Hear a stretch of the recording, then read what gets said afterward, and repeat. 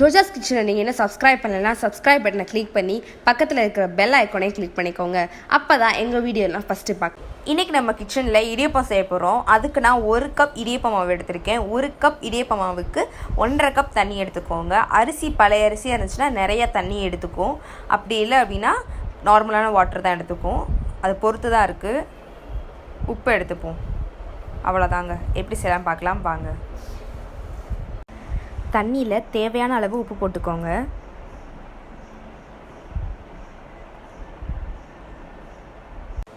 தண்ணியை கொதிக்க விட்டுறாதீங்க. இந்த மாதிரி பபிள்ஸ் வந்த பிறகு ஆஃப் பண்ணிடலாம்.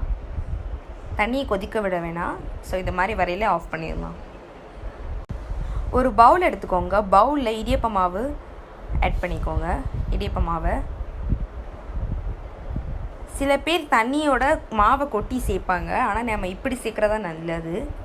பவுலில் மாவை கொட்டின பிறகு தண்ணியை சேர்த்தா தான் நமக்கு தெரியும் இது மாவு அந்த கன்சிஸ்டன்சிக்கு வருதா இல்லையா அப்படின்ட்டு. நம்ம மாவை பாட்டுக்கு தண்ணியில் கொட்டிகிட்டே இருந்தோம்னா அது தெரியாமல் போயிடும். அதனால் இதுதான் நல்லது, இதுதான் ஈஸி. ஸோ நமக்கு தண்ணியை கொஞ்சம் கொஞ்சமாக ஆட் பண்ணுவோம். ஒரேடி ஆட் பண்ணால் நமக்கு தெரியாது அந்த கன்சிஸ்டன்சிக்கு வருதா இல்லையா அப்படின்னு சொல்லி தெரியாது. நம்ம தண்ணியை ஓவராக ஊற்றிட்டோம்னா நமக்கு மாவு புளிய வராது. இடியப்பம் நம்ம புளியிற. ஸோ கரெக்டான பதத்துக்கு நம்ம தண்ணியை ஊற்றணும். கொஞ்சம் கொஞ்சமாக தான் ஊற்றுங்க. ரொம்ப அப்படியே எல்லாத்தையும் ஊற்றுற வேணாம். கொஞ்சம் கொஞ்சமாக ஆட் பண்ணுங்கள் மாவில் தண்ணியை. நல்லா மிக்ஸ் பண்ணி விடுங்க தண்ணியை.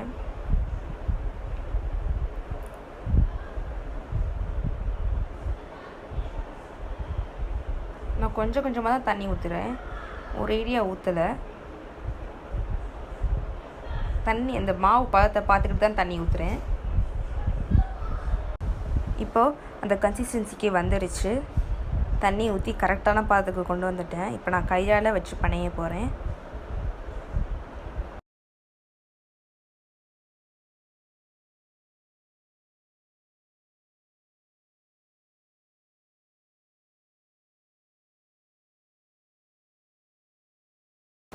இந்த மாதிரி கன்சிஸ்டன்சிக்கு கொண்டு வந்துடுங்க. இப்போ பார்த்தீங்கன்னா நான் கையை வச்சு அமுக்கியில் மாவு கையில் வரவே இல்லை. அந்த மாதிரி அந்த அளவுக்கு பிணைஞ்சு வச்சுக்கோங்க மாவை. அப்போ தான் கரெக்டாக இருக்கும். இப்போ நான் இட்லி தட்டில் இட்லி துணியை விரித்து வச்சுருக்கேன்.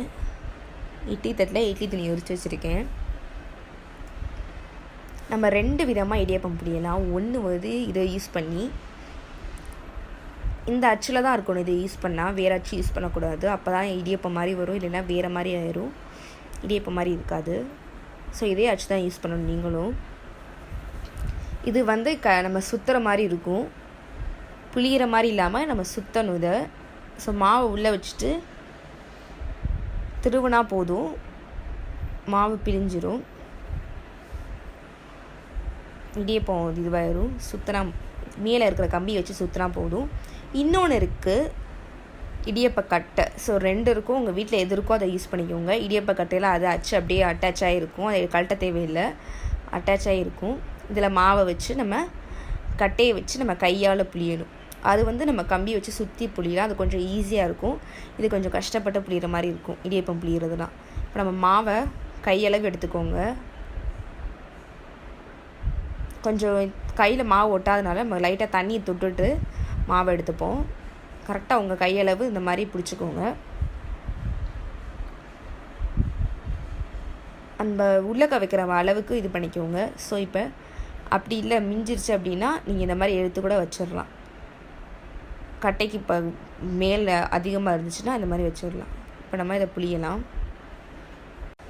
இப்போ நான் புளிய போகிறேன். உங்களுக்கு புளிஞ்சு காட்டுறேன். இது அமுக்கி புளியிறது. மரக்கட்டை யூஸ் பண்ணி நான் புளியிறது இது. அவ்வளோதான். இப்போ மாவிலேருந்து நான் ஒரு இட்லி தட்டு ஈடுக்கு ஊற்றுற அளவுக்கு ஊற்றிட்டேன். நான் இட்லி சட்டியில் தண்ணி ஊற்றி வச்சுருக்கேன். காயுது. அதை கொதிக்க விட்டுருக்கேன். இப்போ நான் அதோட இந்த இட்லி தட்டையும் மேலே வைக்க போகிறேன். வச்சு இப்போ நான் மூடி வைக்க போகிறேன். 5 மினிட்ஸ் இதை வேக விடணும்.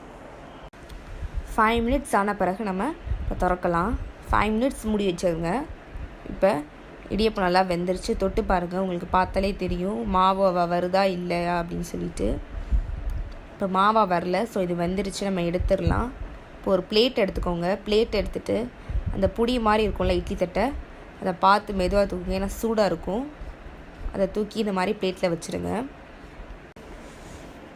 இப்போ நம்ம இட்லி தட்டை கீழே வச்சுட்டு நார்மல் தட்டை மேலே வைப்போம். மேலே வச்சுட்டு இந்த மாதிரி திருப்புங்க. திருப்பின பிறகு இட்லி தட்டை தனியாக எடுத்துருங்க. எடுத்த பிறகு நம்ம துணி எடுப்போம். துணி எடுக்கிறதுக்கு முன்னாடி லைட்டாக தண்ணியை தெளித்து விட்டுக்கோங்க. அப்போ தான் அதை எடுத்துக்கிட்டு வரும். அதுக்குன்னு ரொம்ப தெளிக்க வேணாம், லைட்டாக தெளித்தா போதும். அப்படியே மெதுவாக துணி இழுங்க. ரொம்ப ஃபாஸ்ட்டாலாம் இழுத்துக்கிங்கன்னா உடஞ்சிரும் இடியப்பம். இப்போ ரொம்ப சுவையான ஒரு இடியப்பம் ரெடி ஆயிடுச்சு. நீங்கள் இடியப்பத்தை மீன் குழம்போட புளிக்குழம்போட வச்சு சாப்பிடலாம். இந்த மாதிரி திருப்பி விட்டுருங்க இடியப்பத்தை. இப்போ ரெடி ஆயிடுச்சு. ரொம்ப சாஃப்டாக இருக்குது, மெதுவாக இருக்குது இடியப்பம். வயதானவர்களும் சாப்பிடலாம், பிள்ளைங்களுக்கும் ரொம்ப பிடிக்கும். இது ரொம்ப சாஃப்டாக இருக்குது. கண்டிப்பாக ட்ரை. இப்போ இடியப்பம் ரெடி ஆயிடுச்சு, சுவையான இடியப்பம். கண்டிப்பாக ட்ரை பண்ணி பாருங்கள். நீங்கள் இதை தேங்காய் பால், மீன் குழம்பு, வெறும் சர்க்கரை கூட வச்சு சாப்பிட்லாம். அவ்வளோ டேஸ்ட்டாக இருக்கும். இந்த வீடியோ பிடிச்சிருந்தால் லைக் பண்ணுங்கள். உங்கள் ஃப்ரெண்ட்ஸு பார்க்கணுச்சா ஷேர் பண்ணுங்கள். மறந்துடாமல் சப்ஸ்கிரைப் பண்ண கிளிக் பண்ணுங்கள். தேங்க்யூ.